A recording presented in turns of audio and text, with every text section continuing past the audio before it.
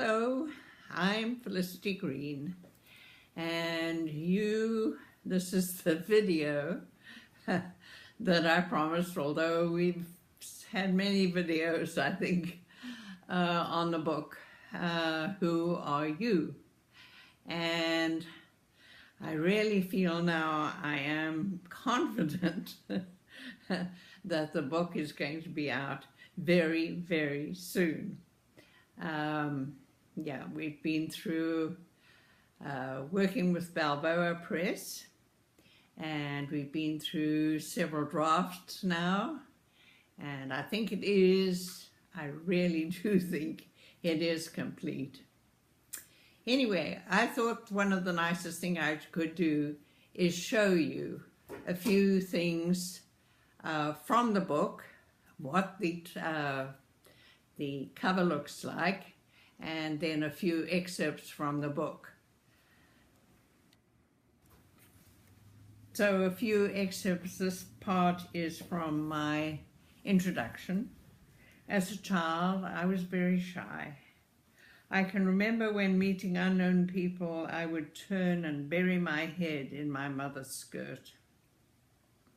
I grew up with two older brothers who were disabled and a younger sister.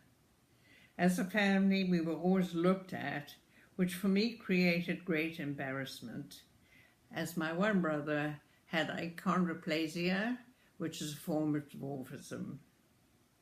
I frequently felt a longing to disappear into the background. My eldest brother had a clad foot, and the younger brother had a form of dwarfism. As my sister was 5.5 years younger, as children it was almost as though we were of a different generation. As I grew up, wondering why they had handicaps and I apparently had none, created in me curiosity about life's seemingly unjust circumstances. In my teenage years, I asked many questions of people who I thought would be wise in the ways of God. I asked priests and ministers why my brothers were born with these obstacles to a normal life and not me. I never got an answer, except that they were unlucky and I was not. To me, this made life seem like a lottery. I have always felt that life had a purpose and that it should be logical and follow laws and not be random. That's a bit from the introduction. Then the second chapter is the garden. And the quote that I used at the beginning of that is, whether you tend a garden or not, you are the gardener of your own being, the seed of your destiny. And that's from the Findhorn community.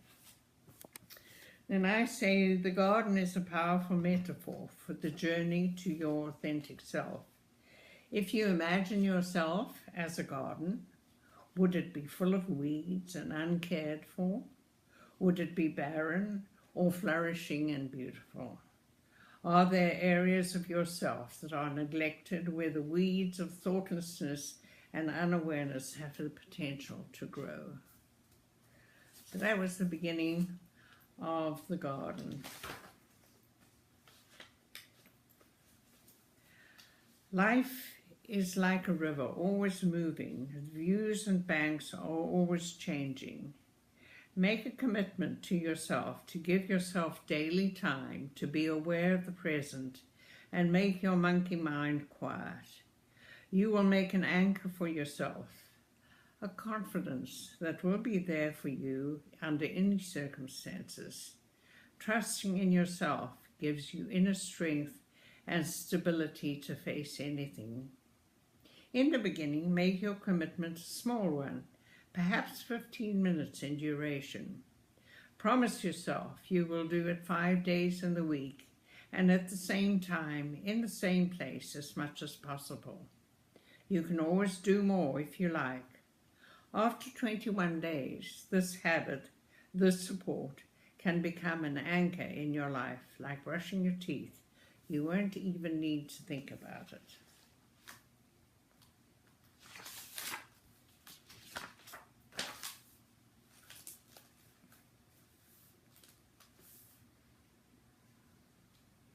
Why is it so common to doubt yourself?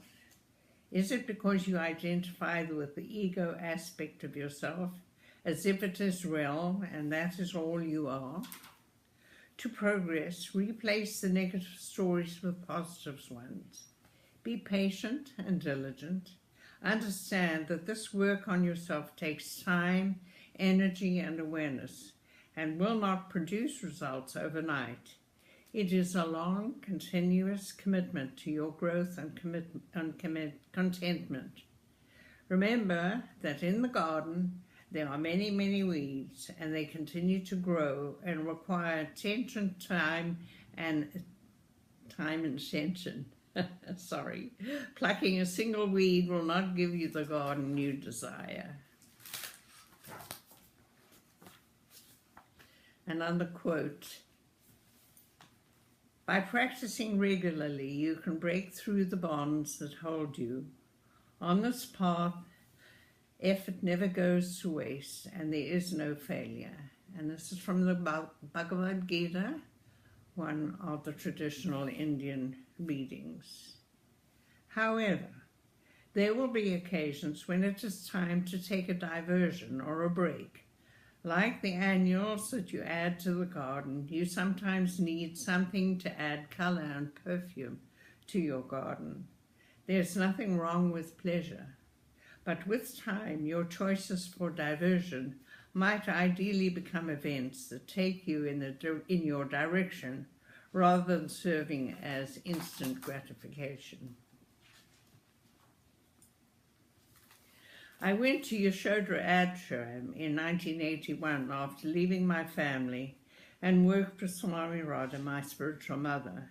She was a great teacher and the author-creator of Kundalini Yoga for the West, an explanation of the pictorial journey of the chakra system.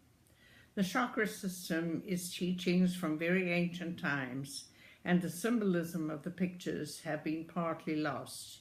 She reinterpreted these pictorial representations of the characteristics that are invaluable to investigate a journey of the discovery of ourselves. She taught me how to be rigorously honest with myself and how to use my mind and intelligence to find my inner teacher. She taught me that hunches and insights that we follow are evidence of increased sensitivity and when pursued will lead to a higher degree of perception. Your journey is uniquely your own and not exactly like your teachers. Swami Radha suggested you always try to see three possible outcomes to a problem. Your own perception of outcomes is often tunnel vision, and being in a sharing group often helps because other people's vision broadens your own, allowing you to redirect your thinking without destroying your enthusiasm. Sometimes you're attached to a certain outcome and don't see the trap you have set for yourselves. You have to be aware of the misleading trickiness of your own ego. If you discuss these things with your friends, they can sometimes point out your mistakes and refocus you. So what I've tried to share in here is memoir, my actual experiences in different ways, but also sharing with you things that I learned from, okay? And in the hope that you will grow to know yourself. That is the most important thing. Shakespeare talked about that to know yourself is the most important thing in the world.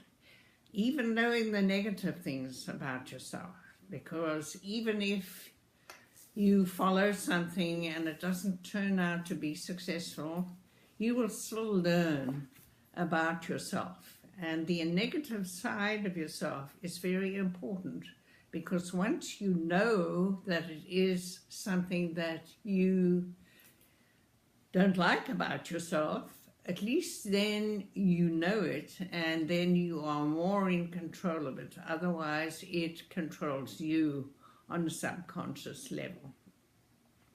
Anyway, I hope that you will enjoy getting the book, and I hope you will share it with other people.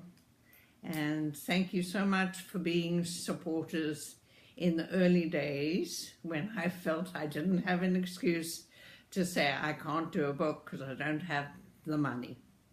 And the money that you donated to me allowed me to start it. And then I have had some other donations along the way, which have been very important, because I never realized how expensive doing a book is. But I'm glad that it is done. And I send you all blessings. Thank you very much. Namaste. An addendum, I have done a new web page. It is felicitygreenyoga.com, and it is sort of a memoir as much as a web page, but I hope you have a look at it. Thank you.